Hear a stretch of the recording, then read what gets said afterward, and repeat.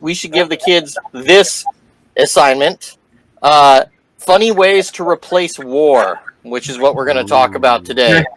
All right, so war is a horrible thing. People get killed because that's bad. Unless they're psychos, then it's okay. Right. And it's okay when we send the psychos, but when they're not psychos, we don't want them to get killed. So we think there's better ways to replace war, such as a Russian-style slap contest where steroids are allowed, because you got to get the scientists involved. Now, what do you guys think about that? A Russian-style slapping contest. If you haven't seen it, they stand at the table, it's amazing. they slap each other, but we can't just have it based on brawn. You have to bring in the brains of your country as well. And you gotta let the scientists build the best steroids so they're the best slappers. I mean, Popeye arm guys. Wham! Oh, dude, those videos are off the chain. I'm gonna tell you, dude. When that one dude, one of the champions, he hits you, you like your eyes. I'm not joking. I know Dan knows. It rolls in the back of your head, dude. These guys just look like they're about to. The lights are gonna go out. Yeah. Okay. Well, I think a slapping contest sounds pretty much as dark as what we do now, which is, line up guns and formations in other countries and, and start shooting and or dropping bombs and running tanks. So the slapping contest honestly sounds like it might lead to less injury and because we have this country where we are not taking care of our veterans very well.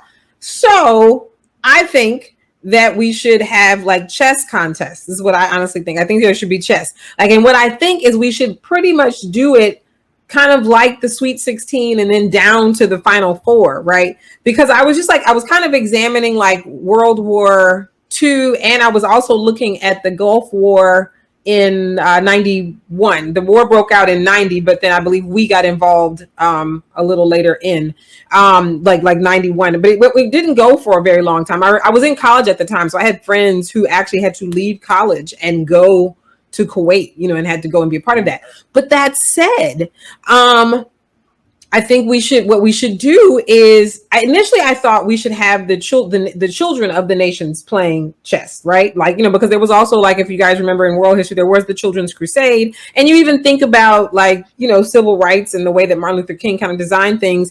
A lot of it was very strategic to have young people involved.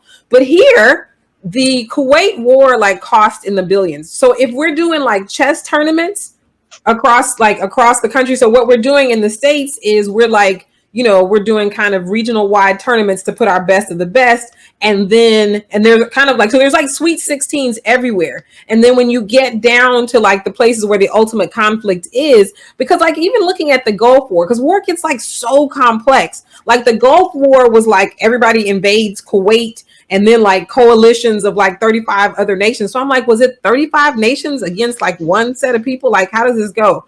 But I think if we involve the children, I think it will cost less money.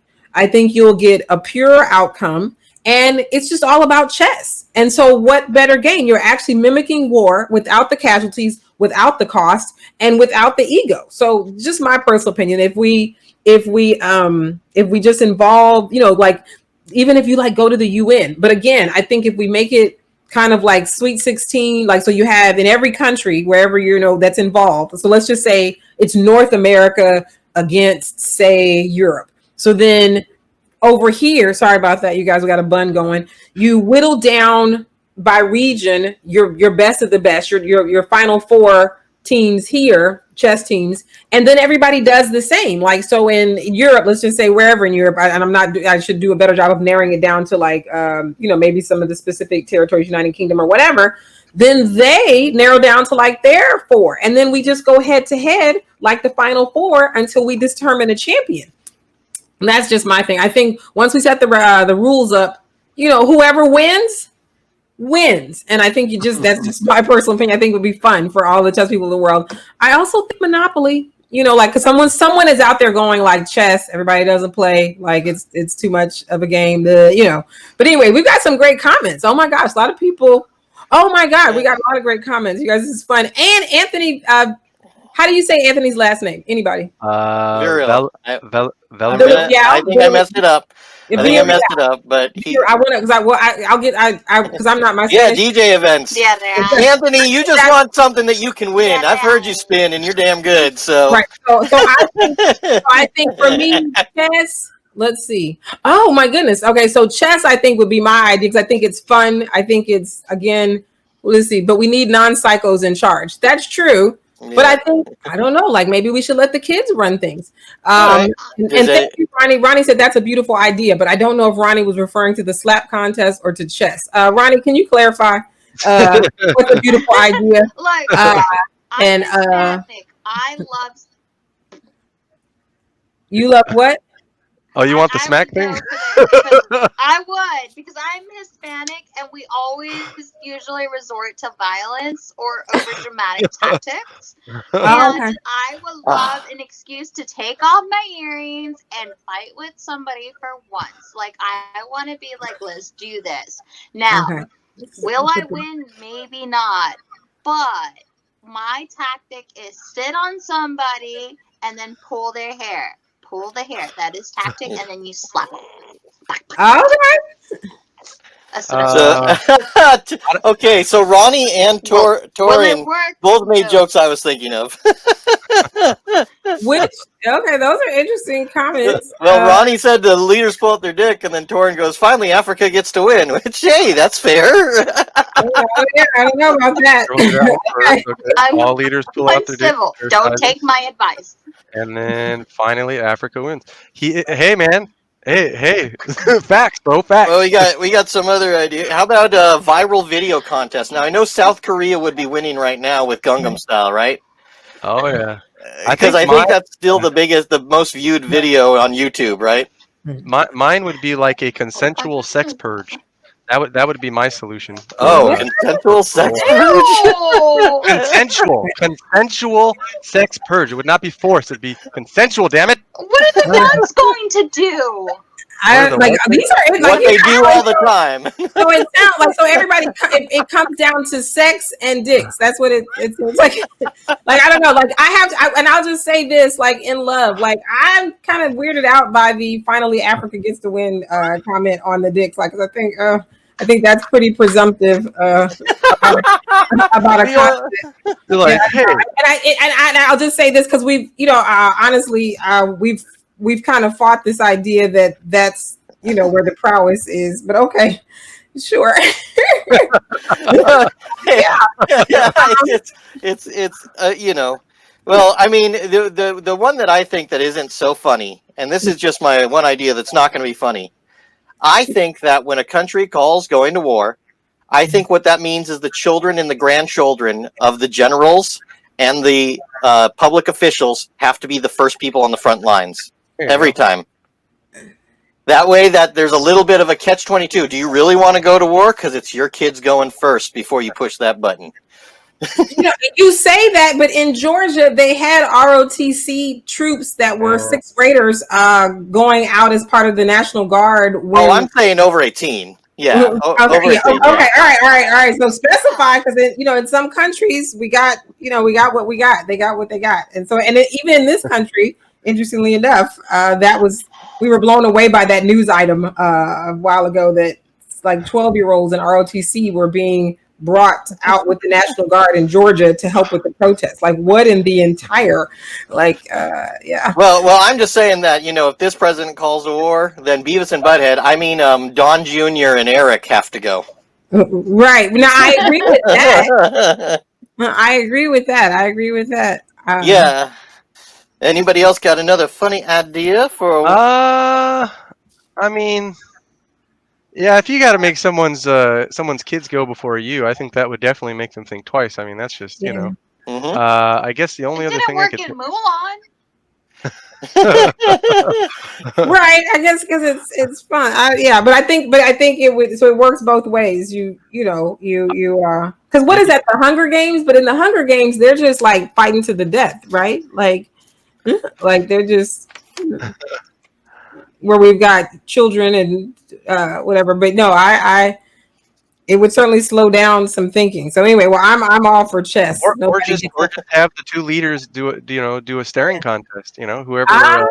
Whoever blinks first loses. I don't know. How about the first to get to the smallest wealth gap wins? The what? The first country to get to the smallest wealth gap between the poorest and richest people gets to win the war, and they get to say what happens in the world because that's the country that should. I'll say this for once. I actually agree with you, Dan. For once. I totally am down with that. Whoever gets to the smallest wealth gap, like, but the other thing is, like, who else has as wide a wealth gap? I guess everybody. I know that the states is, we're whack with ours, but like, I guess in other countries where there's, Well, not right away. You call the war and you say everybody's got a year to fix your wealth gap, and whoever's got the smallest one at the end of the year, you get to run the world because you're doing it right. Right. So, okay, so within a year's time, what? I don't know. That's brilliant. Like, I'm down with that. I'm down. United States gonna lose. Yeah. Like, yeah. We're so corporately run, man. Like, lower that gap. Yeah, I don't know. I mean, we could do other things that are good for the earth, like best tasting plant-based meat substitute or green energy contest.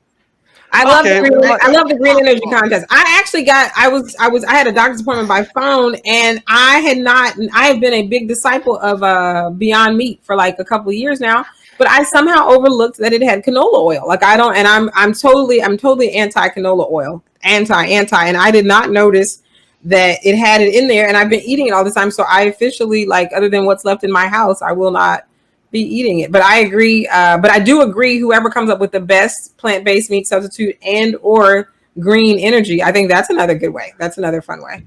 Torrin says maybe go down the list.